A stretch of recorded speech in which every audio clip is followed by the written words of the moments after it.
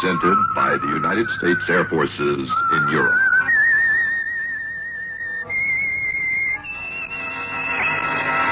I am the Whistler, and I know many things, for I walk by night. I know many strange tales hidden in the hearts of men and women who have stepped into the shadows. Yes, I know the nameless terrors of which they dare not speak.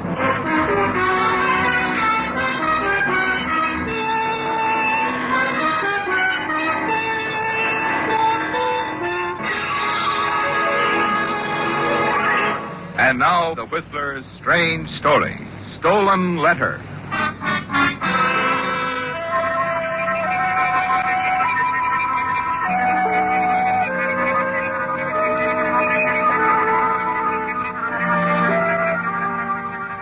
As Susan Hayes, ambitious but none too successful young actress, approached the old-fashioned iron gate entrance to the home of an uncle she'd never seen, its appearance gave her a feeling of foreboding. She shivered slightly, and instead of entering the gates, Susan drove 100 feet or so past the gate, stopped beside one of the few electric light posts lining the lonely road, and reread the strange letter from her uncle she'd received a few days earlier. My dear niece, Susan, since I have only a few weeks left to live, I should like very much to see a little of you before I go. Poor darling. My last will names you and my nephew, your cousin Hilary Weston, as equal beneficiaries. But in recent months, Hilary has proven not only unworthy, but dishonest as well. I've decided, therefore, to create a new will naming you as sole beneficiary, or dividing my estate equally between you and some worthy charity. However, before writing a new will, I should like to know a little more about you. Of course. I would therefore appreciate it if you could arrange to spend 2 or 3 weeks as my house guest, arriving as soon as possible. Affectionately, Louis Denton.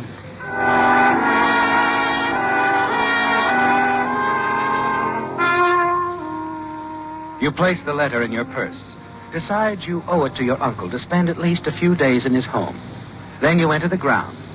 But after meeting your cousin Hilary, being shown to your room and dining, you begin to regret your decision.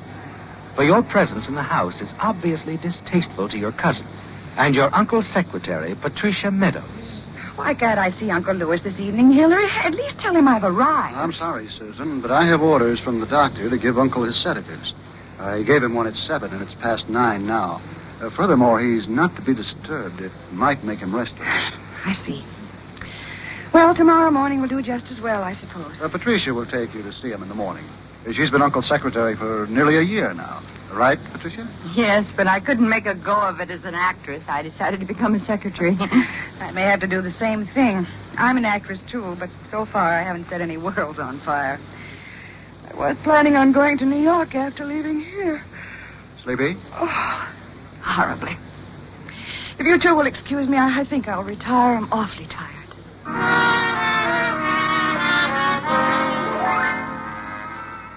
You retire to your room, but you're unable to sleep, aren't you, Susan? You have a feeling of uneasiness, almost fright. You get up and take your last 2 sleeping tablets, but you're still restless. Finally, at a little past 2 in the morning, you fall into a light sleep. In what seems like a few moments, you wake with a start. Certain you heard someone leave your room and close the door. Sit up in bed. Wait a few minutes. Decide you were mistaken, that it was merely the curtains blowing in the breeze. Next morning, at a little past 8, you're awakened by a knock on your door. Yes? May I come in, Miss Hayes? Oh, Miss Meadows? Yes. Of course. Come in.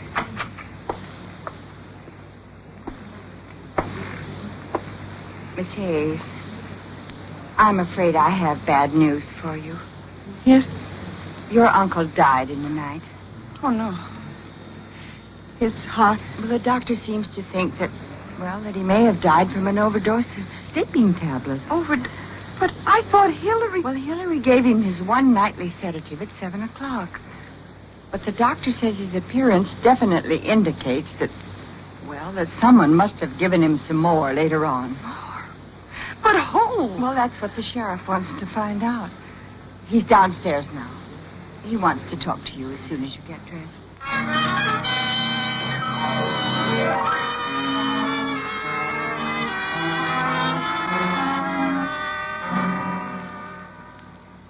Miss Hayes, Hillary here, Mr. Weston, that is, tells me you're an equal beneficiary with him under the terms of your uncle's will. That's what my uncle wrote me, Sheriff. He also tells me that your uncle was intending to write a new will, eliminating you and leaving everything to Hillary. What's going on here? Hillary told you that? Yes? Then he didn't tell you the truth. My uncle wrote a letter and asked me to come and visit him here for a few days.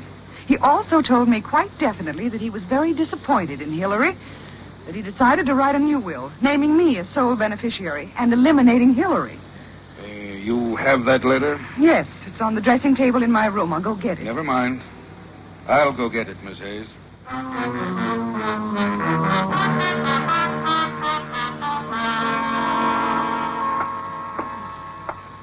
You say you left the letter on your dressing table, Miss Hayes? Of course, Sheriff. I read it over last night just before I went to bed. There was no letter of any kind in your room, Miss Hayes. But I did find something else. Empty bottle marked sedative. Take only as prescribed. An overdose might prove dangerous.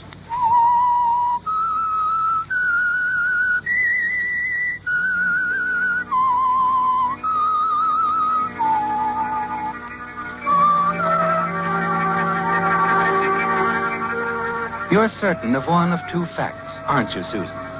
Either your uncle died a natural death, or Hillary deliberately administered a fatal dosage of sleeping tablets to bring about his death before he had an opportunity to change his will.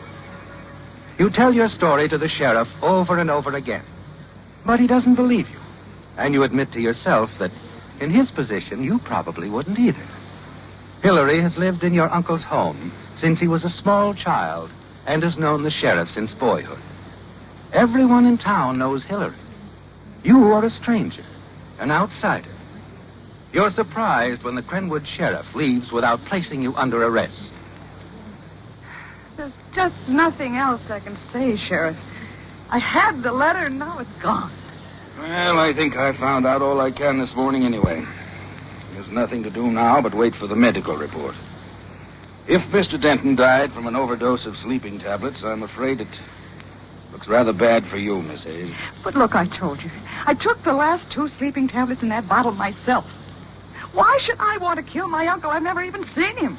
From what Hillary here says, your motive was pretty clear. But I tell you, I don't know anything about what my uncle had in mind. All I know about him was in the letter he wrote me, which has been destroyed by whoever killed my uncle, if he was killed.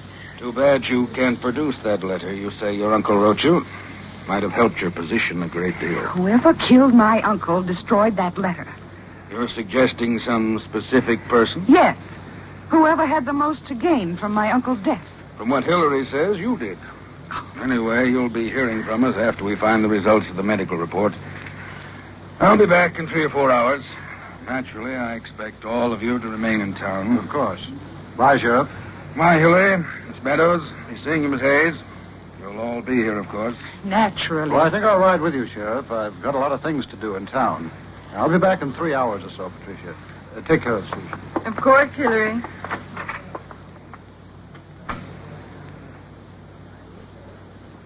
You're in a bad spot, Miss Hayes. Hillary lied to the sheriff, Patricia. Uncle Lewis wasn't planning on cutting me out of his will. He was planning on making me his sole heir, cutting Hillary out. Hillary says your uncle told him just the opposite. He was lying. It was all in that letter my uncle wrote. But you can't find that letter. No, of course not. Because it was stolen from my room last night so Hillary could build his horrible flame against me. After he took the letter, he gave Uncle Lewis the sedatives that killed him. I know he did. I don't know what happened, Miss Hayes. But I do know that if I were you, I certainly wouldn't be here when the results of that autopsy are known. You mean run away? Run away, yes. But that would be the same as a confession of guilt. Well, not necessarily. At least you'd have some time on your side. As things stand now, if your uncle really was murdered, you haven't a chance. Everyone will believe Hillary. The police, the judge, the jury, everyone. That's why I want to help you. What do you mean? How would you help me? Well, look, you wouldn't dare to drive your own car. You'd be picked up in an hour. But I could drive you to the station, and you could take a bus to San Diego. And then you could take a plane to New York. And if you need money... I have enough money. Look, why are you doing this? Because I think it's the only sure way to keep you out of the gas chamber. You really believe it's that bad? As it looks now, yes. Of course, in time, I have a hunch you'll get a break. Oh, but I'd hate to run out. But I guess you're right. All right, I'll be ready to leave in 10 minutes. Good. Now, no matter what happens, I'll manage to stall them until you're on your way to New York. And in New York, no one will ever even know what happened out here.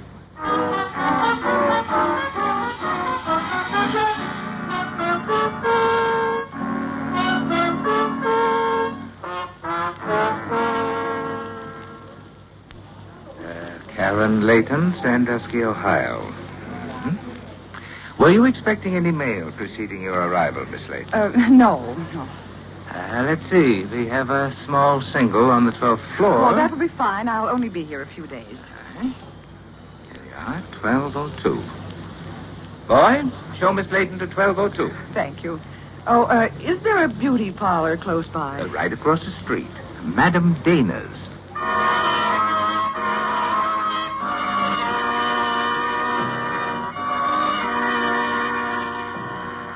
After being shown to your room, you phone Madame Dana's beauty parlor and make an appointment for an hour later.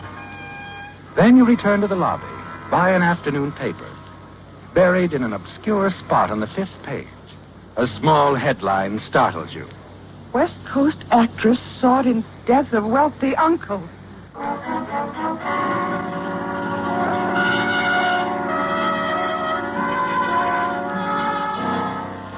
It's a brief column, but as you read on, you're certain Patricia Meadows, whatever her motive, gave you sound advice when she urged you to disappear. The autopsy proved your uncle was killed by an overdose of sleeping tablets. And the case Hillary built against you was perfect. And you're certain you would have been tried and found guilty had you remained in Crenwood. Now you must make certain that Susan Hayes is never found again. And your visit to the beauty parlor is an important step in that direction, where a brunette hair dye marks the end of Susan Hayes and the real beginning of Karen Layton, doesn't it? No recent pictures of you are out. You've never met a New York agent. So you decide to try and begin a new career as an actress. The change in your appearance seems to bring about a change in your luck, doesn't it? You call on dramatic producer Brad Williams, where you're hired as an understudy to the star of his current show. 8 months later, you're the star of a new Brad Williams production, a smash hit after 6 weeks on Broadway. It's the realization of all your dreams, isn't it? For days at a time, you forget Crenwood, your uncle, that you were ever Susan Hayes. Then one Wednesday, you're sitting in your dressing room following the midweek matinee. Yes? A lady to see you, Miss Layton. Oh, tell her to come in.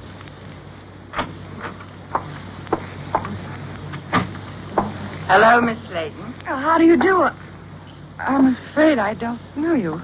I'm Patricia Meadows. And I do know you, Miss Hayes. Miss Hayes? Susan Hayes. You know, Susan, you shouldn't have appeared on that television show last week. I recognized you instantly, even with the black hair. Well, you were all mixed up. Miss Meadows, is it? Patricia Meadows. Remember? Secretary to your late uncle, Louis Denton. And you're still Susan Hayes. Well, I'd recognize you anywhere. Oh, really, I don't know what this is all about, but Karen Layton is not only my professional name, it's my real name. Have it your way. But I'm wiring the sheriff of Crenwood County that I'm certain I've found the missing Susan Hayes, wanted on suspicion of murder. Goodbye, Miss Hayes. Oh, wait a minute. Yes? What is it you want from me? Very little, really. Just get me established in show business. You're a big star now, and I've always wanted to be one. Well, naturally, I'll be glad to help in any way I can, but... Well, you can manage what I want very easily. I just want to be your understudy. My understudy? Yes. I could learn a lot watching you. I see. And then in a few months, I'll become ill, and you'll take over the part. That is a possibility, isn't it?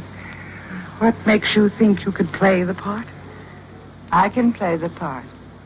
You'll have to audition. Brad Williams, the producer, isn't easy to please. Neither am I. Can you arrange an audition soon? I think so. In fact, I'm sure I can. And you will? Yes, I will. Good.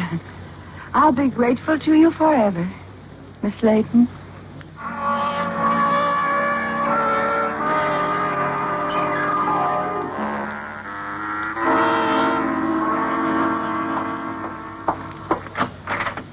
Patricia. Yes? Why are you bringing your things to my dressing room? Well, it'll be my dressing room next week, won't it? Next week? Well, you've only been understudying me for a month. But I know the part backwards. No, Patricia, it's too early. Maybe another month or two.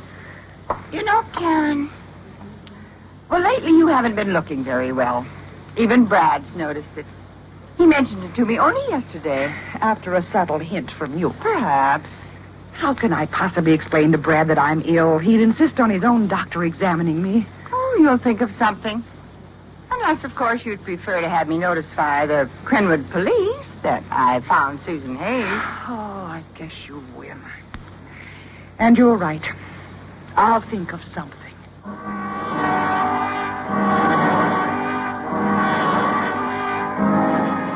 And you do think of something, don't you, Susan? You're certain now that Patricia Meadows was Hillary's accomplice in the death of your uncle. And you know that as long as she is alive, your career, perhaps your life, is in jeopardy. So you make your decision, don't you, Susan? As soon as you're certain Patricia has left the theater, you walk directly to the office of Brad Williams. Hi, Karen. Hello, Brad. What have you got in your mind? Everything okay? Yes and no. Uh-oh. What does that mean? Brad, would you mind too much if I left the show for a couple of weeks? Huh? Let Patricia Meadows play the part. But why? Oh, I don't know. I haven't been feeling well. I don't know what's the matter, but I'm just tired, that's all. If I don't rest for a couple of weeks, I'm honestly afraid I'll become ill. Well, have you seen a doctor? Oh, of course. There's nothing wrong with me, but I know how I feel, Brad. I've just got to rest for a couple of weeks. Well, of course, honey. You mean a lot more to me than the show. You mean more to me than anything. I do. You know you do. This isn't a very romantic place to tell you, but I love you, Karen. You're sure? Of course. I've loved you for months. I want you to marry me. Oh, Brad, darling. You still want to leave the show for 2 weeks? Oh, yes, more than ever now. I'd like to have Patricia take over Monday. But I'll make a deal with you. What kind of a deal? If you'll just let me have your mountain lodge Sunday, I'll take Patricia up there and rehearse her all day. It's a deal. I'll call her right away. No, let me call her. I'll phone her this evening.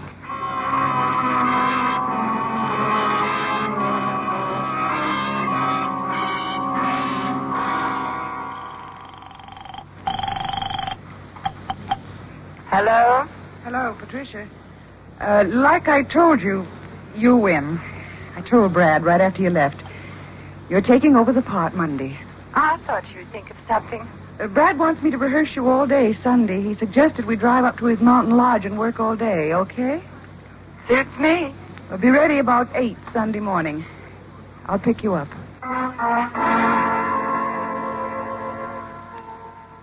Now, you've not only your career to think about, your freedom. There's Brad, too. And whatever happens to Patricia Meadows, she brought it on herself, didn't she? Yes, you're calm as you work out your plans for Sunday afternoon. When you're sure Patricia will have a fatal accident and be out of your life forever. Sunday afternoon, a few hundred feet from Brad's lodge on a grassy knoll overlooking a cliff, with a sheer drop of 200 feet, you and Patricia are working hard on stage business as Patricia goes through line after line of dialogue. Perfect.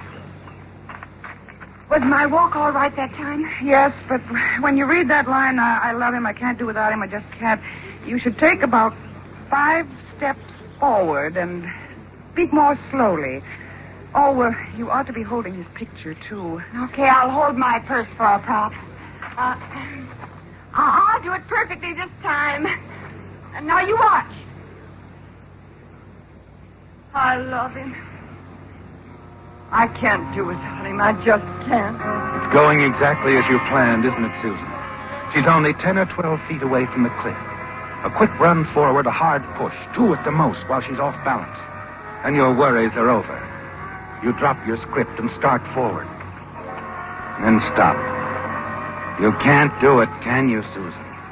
No, you can't kill. Patricia turns back towards you. Was I all right? You were excellent. I thought when you came over so quickly, I did something wrong. You're lucky, Patricia. I was going to push you off the cliff, kill you. I'd planned it ever since I'd arranged to bring you up here. I didn't think you had it in you. I haven't. But the game's over, Patricia. I'm going to the police and tell them everything. You'll be charged with murder. Maybe. Maybe not.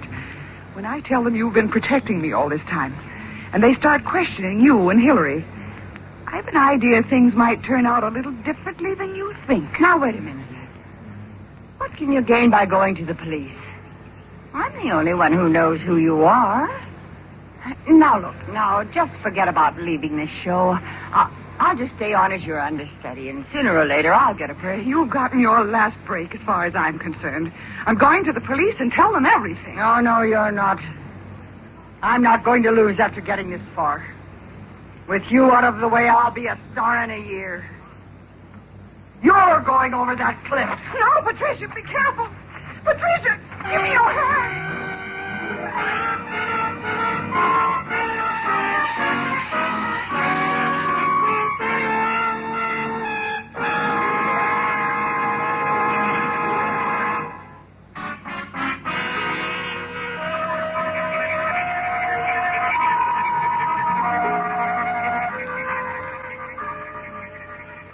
You remember trying to seize the hand of Patricia Meadows. A feeling of falling into space, then black emptiness. And now, as you slowly open your eyes, you hear a voice. Karen? The voice of Brad Williams. At first, as though it were thousands of miles away. Karen? Then it comes closer. Closer. Karen? It's Brad. Brad? How... Where am I? You're in the living room of the lodge, and you're all right. But it's a miracle you didn't fall over that cliff. You were only a few inches from the edge when you fainted. Lucky thing I decided to run up and see how you girls were getting along. Otherwise, you might have rolled over. I didn't fall. You merely fainted, darling. We had quite a time bringing you around. You were out for nearly an hour. A type of shock, according to the doctor. Patricia, did she... I'm afraid she did, darling. Over the cliff. Oh, Brad, I tried to save her. Honestly, I tried to grab her hand even at the last. Well, that was obvious to the police from the way you were holding her purse. It was in your hand when we found you. I have to tell you this, Brad. I had planned to kill her. But when the time came, I just couldn't. Of course you couldn't. You couldn't kill anyone. Don't even talk about it. She slipped while she was trying to push me. I said not to talk about it. There now. Feeling better? I'm all right. Karen, why didn't you tell me the police were looking for you? You knew. Not till just now. Patricia left the whole story in her purse. Lucky you held on to it when you tried to save her. You mean she left a confession? A newspaper clipping, 6 months old. Your cousin, Hillary Weston, confessed to killing your uncle when an audit of his book showed thefts that only your cousin could have committed. Weston broke down, told everything. He gave Patricia $5,000 to persuade you to run away, make it look as though you'd done it. Later, she decided to capitalize on your success. You mean I've been hiding from nothing? Well, not exactly. The police have been looking for you so that the money your uncle left you can be turned over to you. Incidentally, darling, I didn't realize I was marrying an heiress. Listen next week when once again the United States Air Forces in Europe present The Whistler.